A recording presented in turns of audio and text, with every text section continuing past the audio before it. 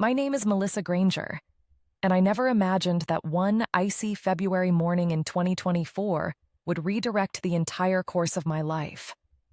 As a corporate tax attorney in the bustling heart of Los Angeles, I thrived on the hustle of high-stakes negotiations, a world of numbers, and strategic maneuvering. My life revolved around balancing spreadsheets and meticulously crafted clauses, believing I was sculpting success and security for myself and my clients. Rational and pragmatic, the hallmark of anyone in my profession. Near-death experiences were the stuff of Hollywood scripts, distant from the reality that consumed my days. Or so I thought, until that fateful day shattered the illusions I once held dear. It was a typical, albeit hectic, Tuesday, a whirlwind of client meetings and legal briefings. My car, a silver chariot of sorts, had always been my sanctuary, whisking me between appointments, cocooned from the Californian chaos outside. But in the blink of an eye, as the clock inched towards noon, everything changed. A seemingly benign drive on the 405 morphed into a nightmare. One moment I was tapping the steering wheel in tune to a favorite song. The next I was blindsided by a truck swerving from the other lane. The screech of metal on metal, followed by an ominous silence that felt eternal. When the chaos subsided, I found myself in a realm I never believed existed, a place where time didn't seem to apply, where I brushed against something far greater than myself. Until that moment, I thought of wealth and power as definitive. But what awaited me, stripped bare of material identity, was a truth I hadn't sought, but desperately needed. That was the beginning of my unexpected journey beyond logic, into the heart of divine revelation. Amidst the violent collision, the world as I knew it faded into obscurity. One moment, I was ensnared in the metallic howl of the crash. The next, I felt an otherworldly lightness, as if gravity had released its grip on me. I found myself suspended above the chaos, gazing down at the twisted wreckage of my car, a stark tableau of shattered metal and halted breaths. The scene was both hauntingly familiar and utterly foreign. I recognized the lifeless form at the core of it all as my own, yet there was a profound disconnect from the wounded body below. From this vantage point, the chaos of rescue attempts unfolded like a muted, eerie dance. Emergency workers moved with purpose around the tableau of my physical self, their voices distant and distorted, carried away by an unfathomable gulf. A paramedic with a streaked brow diverted his attention from his surroundings, his eyes brimming with focus as he spoke into a radio. Nearby, a bystander, overcome with urgency, waved frantically to direct the oncoming traffic away. But it was as if these figures were trapped in a delicate tapestry that was slowly being consumed by a consuming luminance. The darkness and noise gradually dimmed as a radiant warmth enveloped my consciousness. It was unlike any light my eyes had ever encountered, pure and all-encompassing. I felt as if I was being lovingly drawn into this brilliance, a transition that was neither abrupt nor gradual, but seamless and inevitable, as my awareness transcended the earthly scene, ushering me into a realm profound and serene. Suddenly, I found myself in a place beyond earthly comprehension, enveloped in a serene luminescence that seemed to emanate love in its purest form. In this realm, I was met by 3 celestial beings, each radiating an aura of wisdom and compassion that transcended anything I had ever known. Their presence was sanctified, imbued with colors that don't exist in the spectrum of our world. Though they appeared in forms that felt both familiar and ethereal, it was their eyes that captivated me, mirrors reflecting the depths of universal truths. Their first gesture was a gentle one, a silent beckoning that stirred an acute sense of belonging within me. Words were unnecessary. Understanding unfurled in waves as they guided me to a space where moments from my life began to unfold.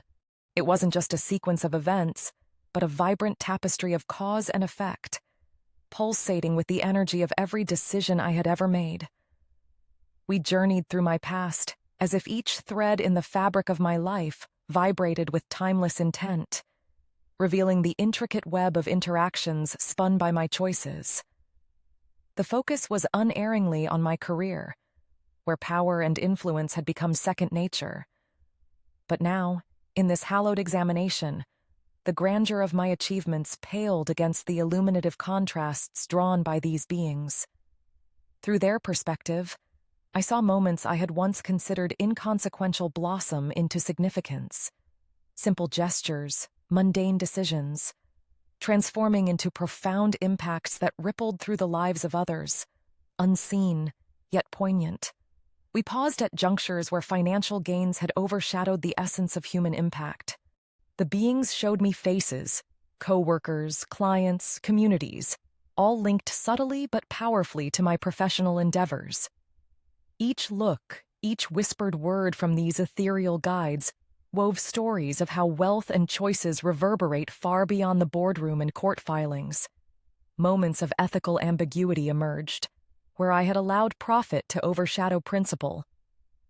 Yet alongside these came visions of sacrifice and kindness, where ethical decisions had uplifted and inspired those around me. "Melissa," one of the beings conveyed. Though no sound reached my ears, their communication was impressed directly upon my soul. Wealth is neither inherently good nor bad. It's a force that magnifies the heart's intentions. Your journey here is to illuminate the path where intent and impact intersect with purpose. In their presence, a profound conviction took root in me. A promise towards transformation I knew could not be forgotten upon my return. As the celestial beings gestured forward, the luminous realm around us transformed into a vast tableau, unveiling the intricate tapestry of human enterprise. Before me stretched an expanse of living panoramas, each representing the ripple effects of economic actions, their vibrations resonating through time and space. I watched, captivated, as scenes unfolded, displaying the interconnectedness of individual choices within the broader mosaic of society. The initial vision displayed a bustling metropolis, its skyline punctuated by towering corporate structures, embodying the ambitions and obsessions of modern civilization. As I drew closer, I peered into a boardroom where decisions were made with far-reaching implications. I observed stakeholders discussing profit maximization, their discussions driven by data but distant from those they impacted. The ethereal guides drew my attention to the undercurrents flowing from those meetings. Families struggling due to downsized operations, neighborhoods withering from neglected investment.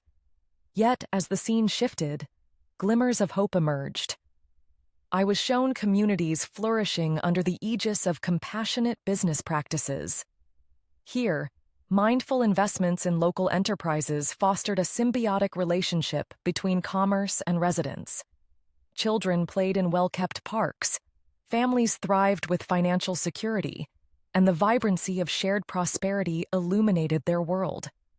In this vignette, the corporate leaders understood their roles as stewards of not just wealth, but well-being. The beings then led my gaze towards an evolving technology sector. Here, innovation was balanced with ethical stewardship, and its advancements were utilized to uplift rather than divide. Schools were equipped with resources that empowered future generations, and medical breakthroughs reached those in dire need. A harmonious dance of progress and responsibility, revealing the transformative power of choices made with humanity in focus. As each scenario materialized, the celestial figures imparted knowledge, a profound acknowledgement that every economic decision was live energy, shaping both visible and subtle realms. This procession of visions conveyed a staggering truth. The essence of commerce was not isolation, but integration. I saw how acts of neglect or exploitation bred despair, while conscious, purposeful decisions cultivated hope and renewal. Melissa, the entities transmitted into the essence of my being. See the profound consequence of aligning wealth with wisdom. The potential to heal or to harm lies within the same actions. It is intention that differentiates their outcomes. As these revelations continued, an overwhelming sense of responsibility germinated within me. I realized that the heart of ethical practice lay not in mere compliance, but in the active choice to prioritize dignity and justice over profits. These insights were vividly etched into my soul, demanding a pledge to advocate for this enlightened path upon my return. A deeper understanding emerged, an awareness that wealth could be a force of love, a tool for building rather than breaking, uniting rather than dividing. With the closing tableau, a group of individuals reaching out towards one another across a sunlit field. The truth of interconnectedness resonated throughout my being, paving the way for a new vision of what could be. In the serene company of the celestial beings, a quiet but profound lesson began to unfold. The luminous atmosphere around us seemed to resonate with an eternal truth, a truth that was eager to be spoken into the fabric of my soul, a calling towards a life redefined by integrity, empathy, and justice. The beings, with their infinite wisdom, began to unravel the spiritual responsibilities tied to financial influence, weaving insights that felt like whispers of an ancient understanding.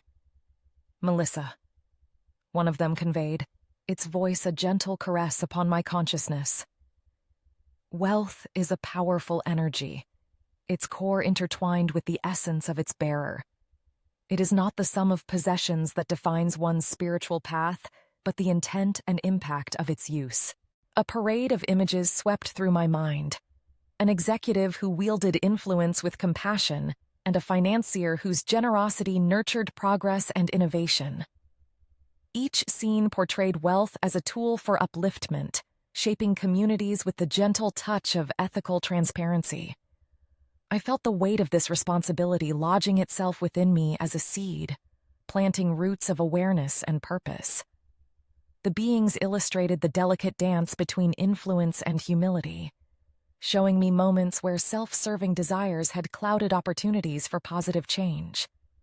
In these vivid portrayals, acts of selflessness glowed brightly, echoing the profound joy that arises from lifting others through shared abundance.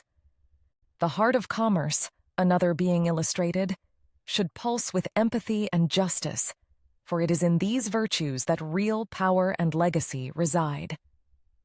A captivating scene of a once distrusted company now thriving on principles of fairness and sustainability filled my senses. Its story was one of rebirth, where ethical choices fostered a renewed trust, and society flourished under the canopy of shared success. As these lessons inscribed upon my soul, the beings imparted a final, poignant understanding that true wealth lies not in possession, but in purpose. It is found in the continuous striving for justice, the deliberate crafting of paths that honor every life touched. "Return to your world, Melissa." They communicated with a warmth that filled every corner of my being. "And carry these lessons into your path. Use your influence as a catalyst for good, a bridge connecting your abilities with the needs of others." These revelations, transcendent and transformative, became a beacon within me. They guided a path forward, urging that my professional endeavors be a reflection not of mere gain, but of the enduring impact they could inspire. In their presence, I understood that the spiritual realm expected of me not perfection, but progression. The willingness to align my heart with actions that echo love, justice, and compassion into eternity. The moment of my return loomed, yet the journey had instilled in me a fervent new conviction. As the luminous realm receded and the ethereal beings whispered final blessings, I felt an undeniable impetus, a call to action that burned with urgency. No longer merely a corporate attorney, I was now an emissary of change, tasked with translating spiritual truths into tangible impacts. Upon awakening, clarity flooded my senses, weaving the divine visions into strands of commitment. I understood, with a wisdom ingrained by the celestial guides, that my role transcended drafting contracts or optimizing taxes. I saw the legal realm not just as a battleground for profitability, but as a powerful arena where principles of justice and empathy could thrive. I resolved that my practice would serve as a beacon of ethical stewardship, a lighthouse amidst the tumultuous seas of commerce. Discussions with clients would henceforth prioritize integrity over expediency, ensuring that each transaction honored not just legal frameworks, but the communities and lives interconnected through each act of business. Availing myself of this newfound inspiration, I began reaching out to colleagues, those who, like I had before, may have lost sight of their profound capacity to influence for good.